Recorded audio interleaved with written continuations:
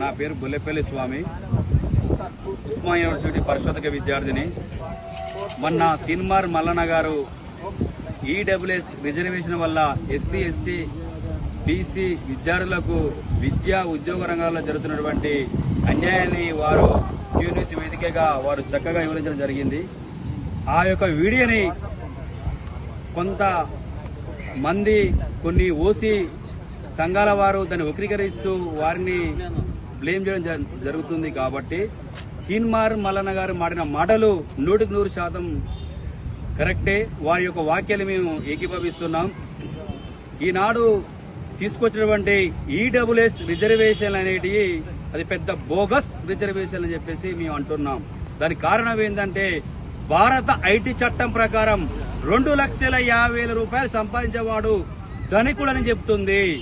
అలాంటి ధనికులకు నెలకు సంవత్సరానికి 8 లక్షల రూపాయలు సంపాదించే ప్రతి వాడు నెలకు 66,660 రూపాయలు సంపాదించే వాళ్ళు ఎట్లా పేదలవుతారని చెప్పేసి నేను ఈ యొక్క ఈడబ్ల్యూఎస్ రిజర్వేషన్లు పొందే వాళ్ళని మేము ప్రశ్నిస్తున్నాం.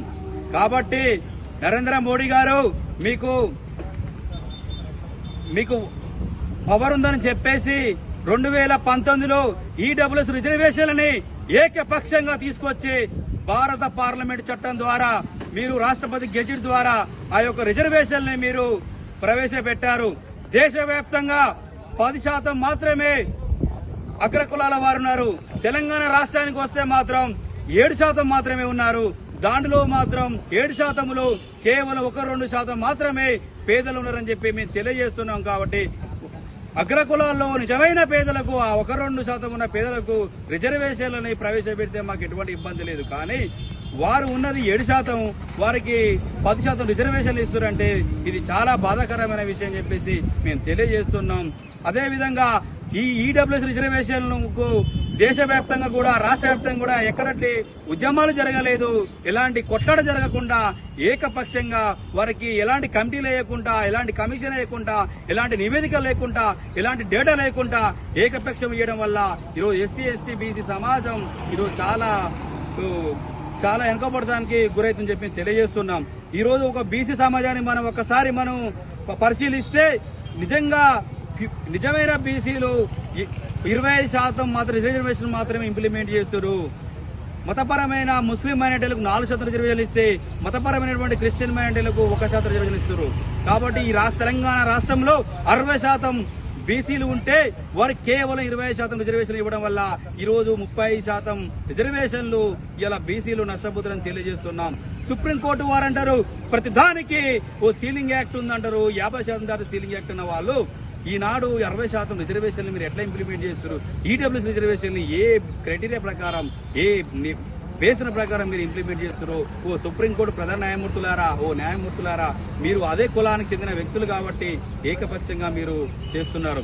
ఇవాళ తెలంగాణ రాష్ట్రంలో ఉన్నటువంటి పంచాయతీరాజ్ ఎన్నికలలో బీసీలకు 34% రిజర్వేషన్ ఉంటే వాళ్ళని 23% రిజర్వేషన్లు తగ్గించడానికి కుట్ర జరుగుతున్నాయి.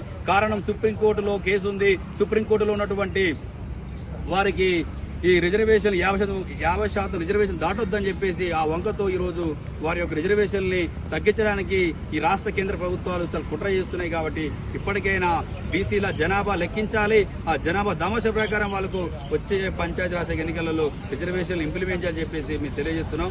తిన్మార్ మల్లన్నపై ఏ మాత్రం ఈగ వాలినా, తిన్మార్ మల్లన్నపై ఎలాంటి దాడులు జరిగినా మేము ఊరుకునే ప్రసక్తి లేదు.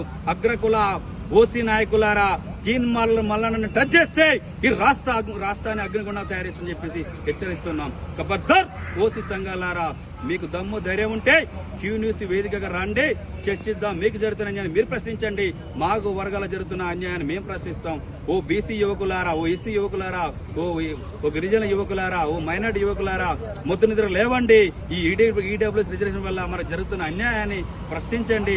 ప్రతి ఊరుకు మీరందరూ ఒక ప్రశ్నించే గొంతుకలుగా కావాలని చెప్పేసి మీకు తెలియజేస్తున్నాను. మొన్న తిన్మార్ మల్లన్న గారు ఈడబ్ల్యూఎస్ రిజర్వేషన్ పై వల్ల ఎస్సీ ఎస్టీ బీసీ విద్యార్థులకు ఉద్యోగాలలో జరుగుతున్నటువంటి అడ్మిషన్లలో జరుగుతున్న అన్యాయంపై వాళ్ళు చక్కగా వివరించడం జరిగింది. కొంతమంది ఈ ఓసీ సంఘాలనే వాళ్ళు కొంతమంది ఫేస్బుక్లలో, కొన్ని సోషల్ మీడియాలలో తిన్మార్ మల్లన్న గారిపై కావాలని విషయం కుక్కుతూ వాళ్ళు కొన్ని కుట్రలు చేస్తున్నారు. మీకు దమ్ము ధైర్యం ఉంటే ఓసీ సంఘాల నాయకులారా, తీన్మార్ మల్లన్న మాట్లాడిన దాంట్లో 100% కరెక్టే. ఈనాడు ఉన్నటువంటి ఈడబ్ల్యూఎస్ రిజర్వేషన్ కొరకు మీరు దేశవ్యాప్తంగా యుద్ధం చేశారా? మీ రాష్ట్ర వ్యాప్తంగా పోరాటాలు చేశారా? ఎలాంటి పోరాటాలు లేకుండా నరేంద్ర మోడీ గారు 2019లో ఒక పార్లమెంటులో 2 రోజులలో వారి యొక్క ఆ బిల్లుని ఆమోదించి 1 వీక్లో గెజెట్ తీసుకొచ్చి అగ్రకులాలకు ఏకతాటిపై రిజర్వేషన్ తీసుకొచ్చారు. వారికి అగ్రకులాలకు తీసుకొచ్చిన ఈడబ్ల్యూఎస్ రిజర్వేషన్ అనేది దానికి ఎటువంటి క్రైటీరియా ఉందండి? ఒక ఏ కమిషన్ వేశారు, ఏ కమిటీ వేశారని చెప్పేసి మేము అడుగుతున్నాం. ఈ రోజు దేశవ్యాప్తంగా అగ్రకులాలు కేవలం 10% మాత్రమే ఉన్నారు. తెలంగాణ రాష్ట్రం చూసుకుంటే మాత్రం 7% మాత్రమే అగ్రకులాలు ఉంటే ఆ అగ్రకులాలలో కేవలం 2% మాత్రమే పేదలు ఉన్నారు. వారు చెప్పిన విషయం కరెక్టే కదా. 7% జనాభాలో 7% అందరూ పేదలు లేరు కదా. కాబట్టి ఆ రిజర్వేషన్లను సవరించవలసిన ఆవశ్యకత ఉందని చెప్పి వారు చెప్పడం జరిగింది. ఇప్పటికైనా కూడా ఈడబ్ల్యూఎస్ రిజర్వేషన్లని ప్రక్షాళన చేయవలసిన ఆవశ్యకత ఉంది. ఈనాడు ఎస్సీ ఎస్టీలకు సంబంధించిన రిజర్వేషన్లు ఏదైతే ఉన్నాయో వాళ్ళ జనాభా దామాషం ప్రకారం ఉన్నాయి కాబట్టి ఓకే. అదే విధంగా బీసీలకు కూడా ఈరోజు కేవలం 25% మాత్రం రిజర్వేషన్లు ఉన్నాయి.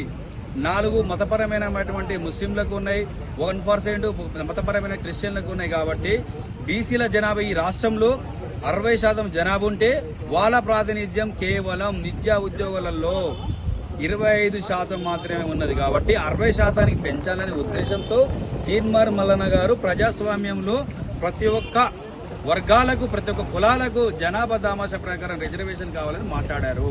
దాంట్లో తప్పే ఉందండి. వారు చెప్పిన క్యూన్యూస్ వేదికనే మళ్ళీ మిమ్మల్ని చెప్తున్న ఓసీ సంఘాల నాయకులారా, మీ దగ్గర డేటా ఉంటే మీకు జరుగుతున్నట్టు అన్యాయం మీరు క్యూన్యూస్ వేదిక రండి, చర్చించడానికి నేనైనా కూడా తీన్మార్ మల్లన్న గారు అయినా కూడా సిద్ధంగా ఉన్నామని చెప్పేసి మీకు ఓపెన్ ఛాలెంజ్ తెలియజేస్తున్నాం. మీకు ఒక విషయం తెలిస్తే తెలియదు, భారత ఐటీ చట్టం ప్రకారం 2,50,000 రూపాయలు సంపాదించేవాడు ప్రతివాడు ధనికుడని చెబుతుంది భారత ఐటీ చట్టము. కానీ వీరు మాత్రము ఈడబ్ల్యూఎస్ రిజర్వేషన్ కు క్రైటీరియా 8 లక్షల రూపాయలు సంపాదించే వాళ్ళు మాత్రమే ఈడబ్ల్యూఎస్ రిజర్వేషన్ కు వాళ్ళు ఎలిజిబుల్. అంటే